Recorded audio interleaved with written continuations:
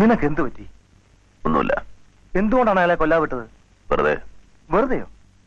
എല്ലാം പ്ലാൻ ചെയ്ത് കഷ്ടപ്പെട്ട് കാറിനടി ബോംബ് വെച്ചിട്ട് വെറുതെ വിട്ടെന്നോ? എനിക്ക് നിന്നെ മനസ്സിലാകുന്നില്ല. മനസ്സിലാക്കണ്ട. വേണ്ട. പക്ഷെ നാളെ കംപ്ലീറ്റ് റെയ്ഡാണ് അവർ പ്ലാൻ ചെയ്തിരിക്കുന്നത്. നേരം വെളുക്കണ്ട, അതിനു മുമ്പ് അവരെത്തും. പോലീസിനെ കൊണ്ട് ആ IG വരട്ടെ.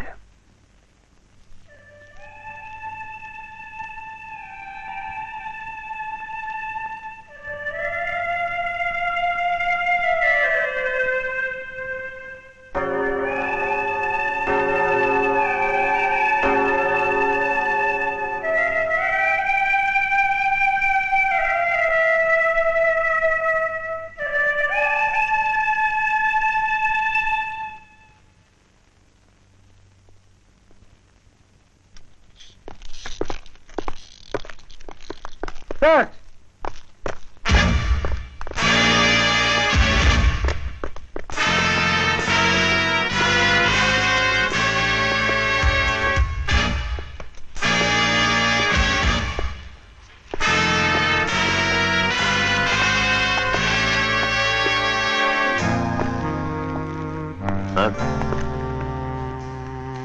Give it up.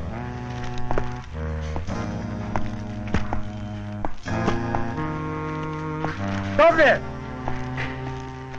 Go and stand where you were.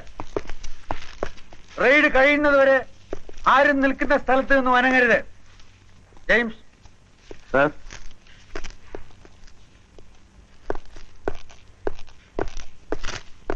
Sir, what do you want? Sorry for the disturbances. If you feel sorry, then why you disturb us? I am doing my duty, Mr. Alexander. Sir, ഇവിടെ മുഴുവൻ അരിച്ചു പെറുക്കിയാലും ഒരു കള്ളക്കടത്ത് സാധനമോ ഒരു കള്ളക്കണക്കോ കിട്ടാൻ പോകുന്നില്ല. ഈ പാവങ്ങളെ ദയവ് ചെയ്ത് ഉപദ്രവിക്കരുത്. അവരെ എന്ത് ഉപദ്രവിച്ചാലും കൊന്നാൽ പോലും അവരൊന്നും പറയില്ല. അത് സാറ് തന്നെ അറിയാവുന്ന കാര്യമല്ലേ. It's only request. Please don't interfere when we are doing our duty. Then you do your duty.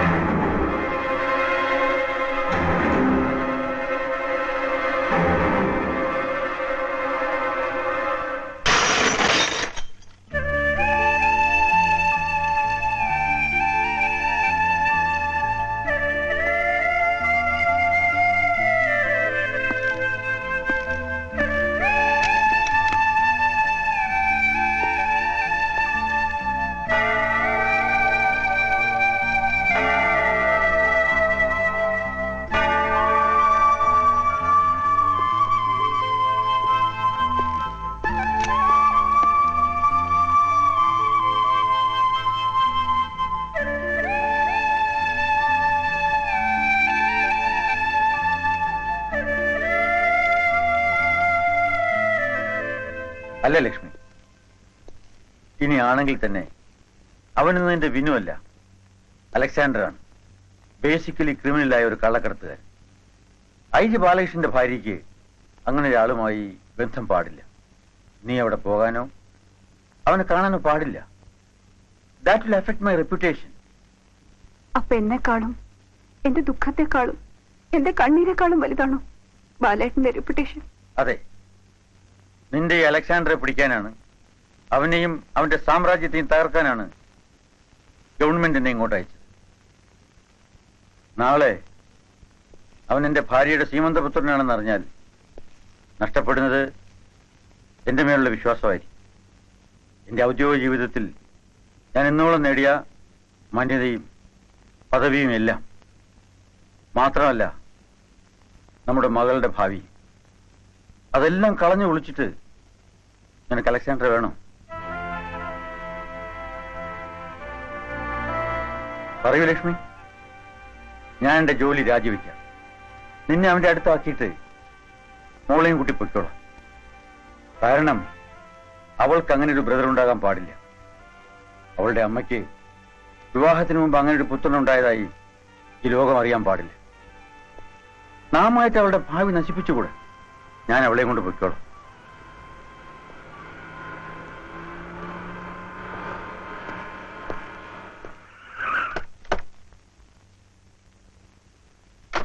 Thanks Anil. After all only one thanks. Hello. അച്ഛൻ നല്ല പണിയാ കാണിച്ചത്. കാറും വെയിറ്റ് ചെയ്ത് എത്ര നേരം വഴിയിൽ നിൽക്കുക? ഓരോരോ പ്രശ്നങ്ങൾക്കിടയിൽ മറന്നുപോയി മോളെ. ഓ, വലിയ പ്രശ്നങ്ങള്. മനസ്സിലായില്ല? മിസ്റ്റർ അനിൽ എന്റെ ക്ലാസ്മേറ്റാ. ഇങ്ങേരുടെ സന്മനസ് കൊണ്ട് ഞാൻ ഇപ്പോഴെങ്കിലും ഇങ്ങെത്തി. Thank you Anil. ഹലോ, അകത്തേക്ക് വരൂ. ലേറ്റായി, പിന്നീട് എടുക്ക വരാം. Excuse me.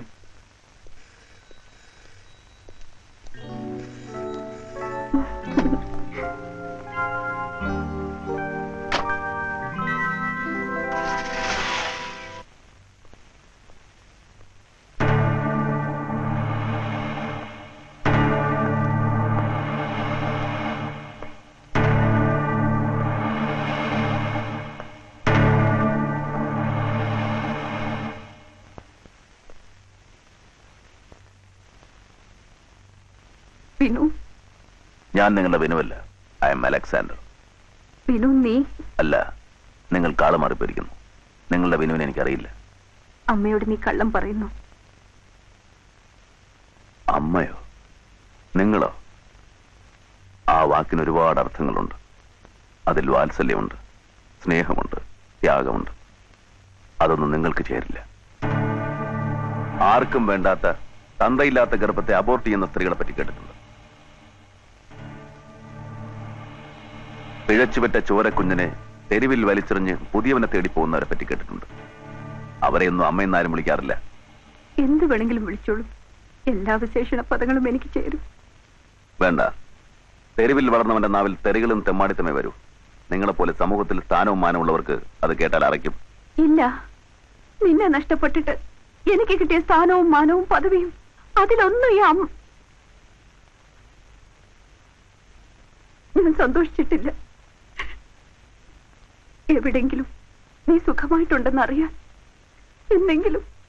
എന്നെങ്കിലും ഒന്ന് കാണാൻ അതിനെ പ്രാർത്ഥിച്ചിട്ടുള്ളൂ എന്നും. അതിലപ്പുറം ഒന്നും ഐ ജി ബാലകൃഷ്ണന്റെ ഭാര്യാപദം അലങ്കരിക്കുന്ന നിങ്ങൾ ആഗ്രഹിക്കില്ല. ഞാൻ ആരാണെന്നും എങ്ങനെ കഴിയുന്നുവെന്നും അറിഞ്ഞില്ലേ? കണ്ടില്ലേ? ഇനി എന്താണ് അറിയേണ്ടത്? ഇങ്ങനെ അറിയേണ്ടിയിരുന്നില്ലെന്ന്, കാണേണ്ടിയിരുന്നില്ലെന്ന് ഇപ്പൊ തോന്നുന്നു.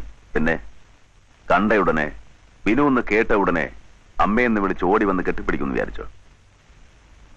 തെരുവിലറിയപ്പെട്ട ഒരു പയ്യൻ വളർന്നു വരുമ്പോ സദ്ഗുണസമ്പന്നനായ ഒരു സന്യാസിയായി തീരുമെന്ന് വിചാരിച്ചോ? അങ്ങനെയൊന്നും വിചാരിച്ചിട്ടില്ലല്ലോ. പറയൂ, എന്തിനാണ് ഇവിടെ വന്നത്? പറയാനുള്ള അവകാശമോ സ്വാതന്ത്ര്യമോ എനിക്കില്ല. പക്ഷെ ഓർക്കുമ്പോ പേടി തോന്നുന്നു. നിന്റെ ഈ തൊഴില് ഇതൊന്ന് നിർത്തിക്കൂടെ? എന്നെ ഓർത്ത് ആരും പേടിക്കണ്ട, ദുഃഖിക്കാൻ വേണ്ട. അതിനിവിടെ ശമ്പളം കൊടുത്ത് ഞാൻ ആളുകളെ നിർത്തിയിട്ടുണ്ട്. അവരത് സന്തോഷമായിട്ട് ചെയ്തോളും. എന്ന് തുടങ്ങി ഈ പുതിയ പുത്രസ്നേഹം? അതോ ഭർത്താവിന്റെ ജീവനെ ഓർത്തുള്ള പേടിയോ? എന്തെങ്കിലും ചെയ്യണമായിരുന്നെങ്കിൽ, കൊല്ലണമായിരുന്നെങ്കിൽ കൂടി അതെനിക്ക് എന്നേ ആകാമായിരുന്നു. പേടിക്കണ്ട. നിങ്ങൾ ആഗ്രഹിച്ചത് എന്നും നിങ്ങൾക്കുണ്ടാവും. എന്നെ നിങ്ങൾ ഒരിക്കലും ആഗ്രഹിച്ചിട്ടില്ല. ഉണ്ടോ? ഉണ്ടെങ്കിൽ പറയൂ. നിങ്ങൾ പറഞ്ഞ അവകാശങ്ങളും സ്വാതന്ത്ര്യവും എല്ലാം ഞാൻ അനുവദിച്ചു തരാം. ഈ തൊഴിലെന്നല്ല, എല്ലാം ഞാൻ ഉപേക്ഷിക്കാം. പക്ഷെ ഒരു കണ്ടീഷൻ. നിങ്ങൾ എന്നെ മകനായിട്ട് അംഗീകരിക്കണം. സാധിക്കുമോ? 4 പേരുടെ മുന്നിൽ വെച്ച് നാട്ടുകാർ കേൾക്കെ എന്നെ മോനെ എന്ന് വിളിക്കണം.